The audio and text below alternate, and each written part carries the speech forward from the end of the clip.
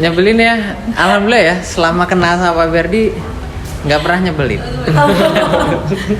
Mungkin aibnya ditutupin ya.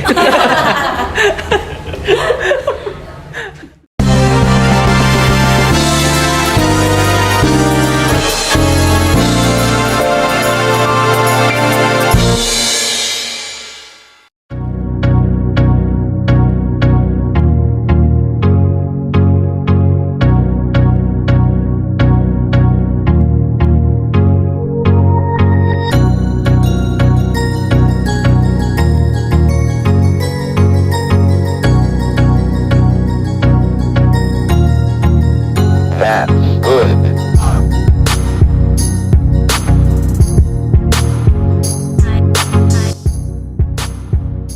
Halo Pak, boleh perkenalkan dulu sebelumnya dengan Bapak siapa? Oke, saya dengan Aji, pemilik dari Kepiting Bang Jai. Kalau boleh tahu Pak, kenal sama Pak Berdi itu dari tahun berapa Pak? Saya kenal sama Pak Berdi itu kurang lebih 4 tahun yang lalu ya Pak? 2016 itu. 2016 Akhir. ya? Oke, kita pertemuannya di... Oh, saya waktu itu ke Sidoarjo. Enggak, ke hotel dulu. Iya, ke hotel di Sidoarjo kan? Bukan, hotel Safir. Oh, iya ding, di Safir. Di Habis Safir, itu kita Pak, ketemuan di Sidoarjo. Kalau boleh tahu, gimana sih Pak Ber orangnya? Pak Berdi, Iya. Pak Berdi itu selalu muda. Ya, itu tuh yang pasti karena pertama kali saya ketemu yang membuat saya senang dia orangnya humble, nggak pernah memandang partnernya itu siapa. Yap. Itu contoh yang terbaik. Saya bilang itu adalah guru terbaik karena tidak semua orang ketika ada di posisi atas itu mau bergaul dengan siapapun, itu nggak gampang. Jadi saya ngelihat sosok Pak Berdi adalah sosok yang pengayuh. Jadi alhamdulillah saya bersyukur bisa kenal sama beliau. Jadi ya mudah-mudahan kita selalu berhubungan baik ya Pak ya. Pasti, bahasa bismillah. Nah, dari tadi kan ngomongin baik-baik nih, kira-kira Pak Ber ada yang nyebelinnya gak? Nyebelin ya, alhamdulillah ya. Selama kenal sama Pak Berdi nggak pernah nyebelin. Mungkin aibnya ditutupin ya.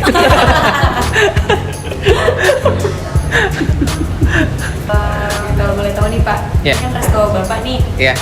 ini berdirinya dari tahun kapan nih Pak? Terus kok bisa sih Bapak kepikiran punya resto tuh yang ke arah kepiting atau seafood? Kepiting, oke.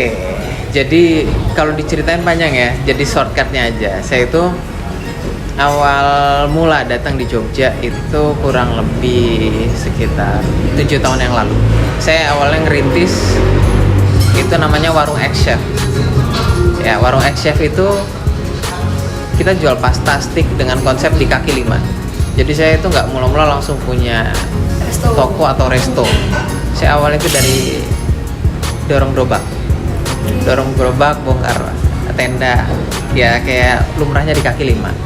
Nah, setelah itu kurang lebih 1 tahun saya menjalani, saya pindah ke ruko di Seturan. Seturan itu ya tempatnya nggak begitu besar, masih kecil. Nah itu saya masih tetap namanya warung X-Chef. Cuman ya Allah berkehendak lain. Akhirnya warung X-Chefnya gulung tikar. Nah setelah itu saya diskusi sama istri, kelanjutannya gimana nih? Kita mau main di kuliner kah atau mau di apa? Tapi setelah diskusi akhirnya kita main di kuliner lagi, coba cari segmentasi yang berbeda. Nah pada waktu itu sekitar 6 tahun yang lalu kepiting itu lagi hits. Oke.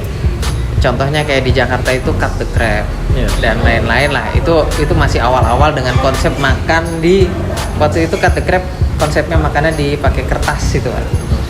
Pakai kertas. Nah, kita coba mengaplikasikan dengan cara tradisional. Kita pakai daun pisang. Terus yang kedua, karena segmentasinya Jogja itu identik dengan murah, akhirnya waktu awal saya jual kepiting lokal, kepiting Java. Saya ngambil dari Semarang. Emang dari size-nya emang agak kecil saya waktu itu kan, karena segmentasi murah. Alhamdulillah waktu itu saya booming karena faktor saya ngejatuhin harga pasaran. Jadi kan yang saya pelajari dari ilmu bisnis, kalau kita mau menjadi peniru, jadilah peniru yang terbaik. Ya. Cuman ya itu, saya jadi peniru yang baik. Gimana caranya untuk mendapatkan pasar dengan cara cepat? Ya coba saya dengan cara menghancurkan pasar. Cuman ada yang bilang itu caranya tidak baik. Tapi kalau saya sih selagi itu halal, tidak menzolimi orang, itu saya lakukan. Cuman kan konsekuensinya untungnya pasti marginnya tipis ya Pak. Jadi itu alhamdulillah akhirnya booming. Kita booming, akhirnya ya alhamdulillah 6 tahun kita berjalan sampai detik ini. Kita pernah buka di mall, kita pernah buka di food court dan segala macam. Dan alhamdulillah di sesi pandemi ini ya kita masih tetap berjalan dengan baik. Jadi gitu. Kenapa kepiting? Ya karena eksisnya dulu di tahun lalu. Dan alhamdulillah kita pikir seafood itu kayaknya long last ya Pak? Long last, betul. Long last, tinggal emang gimana caranya kita meng-create inovasi dan standarnya biar selalu berjalan dengan baik ya Pak? Iya, karena seafood itu levelnya beda. Kalau kita bicara ayam, daging-dagingan, seafood pasti ada di atas. Dan dicari, selalu Cari. Nah kira-kira nih Pak, kedepannya ada nggak kolaborasi nih dengan Pak Berdi? Betul. Kolaborasi. Kalau saya sih paling nomor 1 ya. Ketika saya mencari partner yang pasti orangnya amanah. Yang kedua, paham apa itu namanya bisnis secara Islam. Karena itu yang paling penting menurut saya. Ketika kita berbisnis dengan orang yang tidak paham walaupun seiman, itu belum tentu jalannya akan baik. Gitu. Tapi kalau kita sudah paham ilmunya, untung rugi itu sebenarnya bonus ya Pak. bonus, betul. Tapi prosesnya itu yang harus kita nikmati. Iya, betul. Itu yang saya pelajari sih sebenarnya.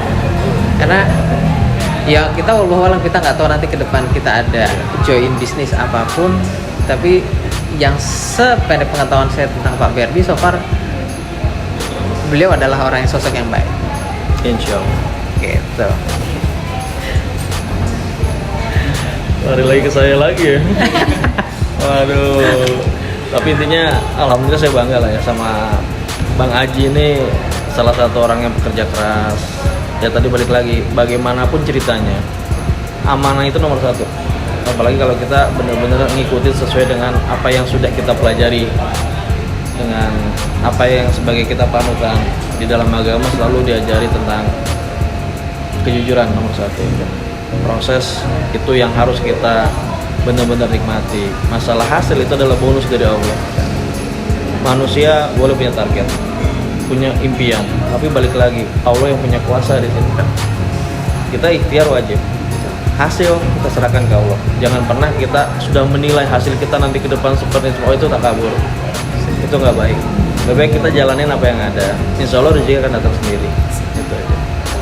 Oke, Jadi betul, kalau kata guru saya itu, ilmu itu bisa dikopi, tapi rezeki itu nggak bisa dipaste. Betul. Ya, jadi terserah orang itu pengen nyuri ilmu kita sebanyak apapun, Betul. rezeki itu nggak akan Nggak pernah betul. bisa gitu loh untuk dikopi. Gitu. Itu udah tinggal Allah yang ngatur lah. Sip, keren. Terima kasih banyak Pak. Oke. Siap. Cerita-ceritanya. Baik. Semoga kita bisa ketemu lagi di lain waktu ya Pak. Amin. Semoga kita bisa kayak Bapak. Amin, amin, amin. Apa dong? Terima kasih Pak. Baik, terima kasih.